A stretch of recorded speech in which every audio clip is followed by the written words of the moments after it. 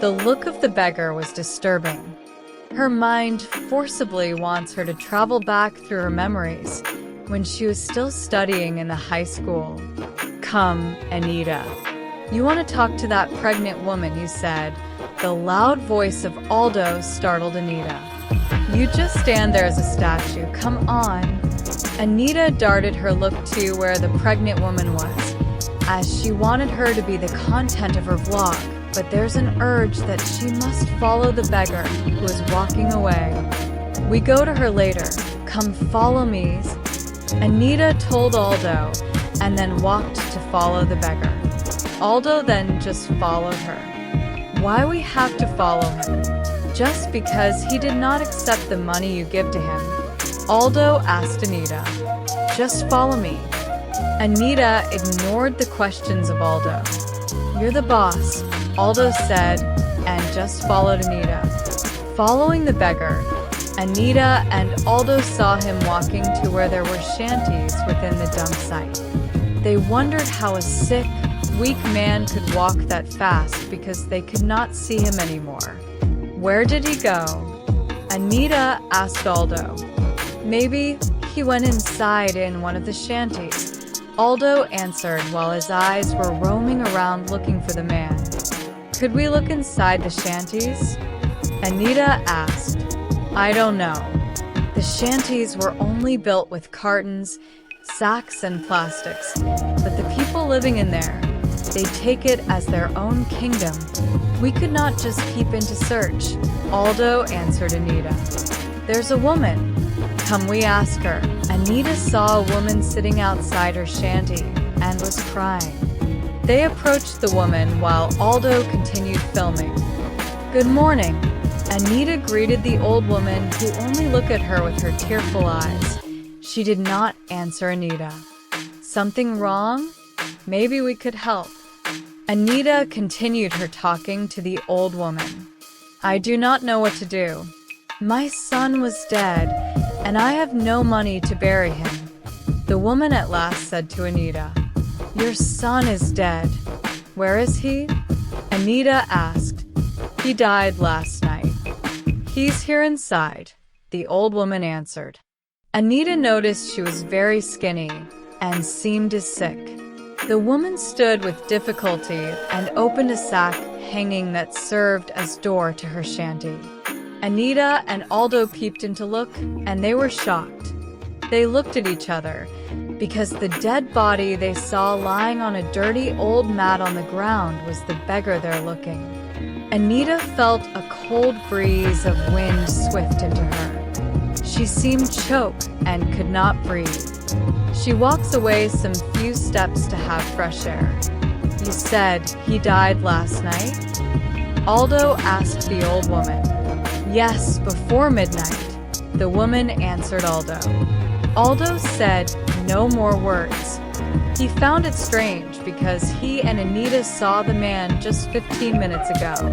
Aldo, still filming, focused the phone camera to Anita's face. "Anita, are you alright?" Aldo asked Anita. "We must help her." Anita answered Aldo with the thoughts that the family would be the content of her vlog. "How could we help? Do you have money to spend for the burial of her son?" Aldo asked. "If there's a will, there's a way. We will go to some government agencies," Anita said, and came near to the old woman. "Do you have any identification of your son?" Anita asked. The woman for a while was quiet, then said, "I remember he still have his old ID from the school." "Wait, I will take it," and the woman entered her shanty. When she came out, she handed to Anita an old ID. "Thank you. Had you eaten already?" Anita asked the woman.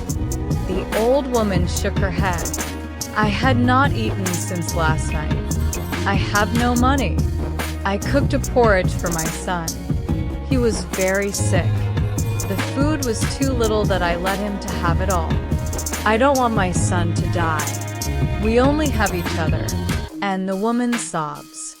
Anita was touched. "Please don't cry," she said to the old woman.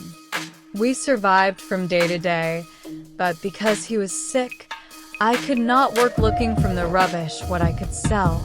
The continued lamenting about her situation. Anita takes some money from her purse and told Aldo to buy some food for the old woman. When Aldo drove away with his motorcycle, Anita looked around to find where she could sit.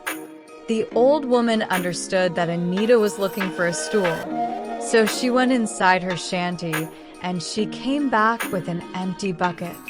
"You can use this as a stool," the old woman said, at the same time put the bucket upside down for Anita to use it as a stool. Anita sat down. "Only you and your son were living here?" Anita asked the old woman. "Yes." Short answer of the old woman. "You don't have family? A husband or another children?" Anita asked while continuing her filming.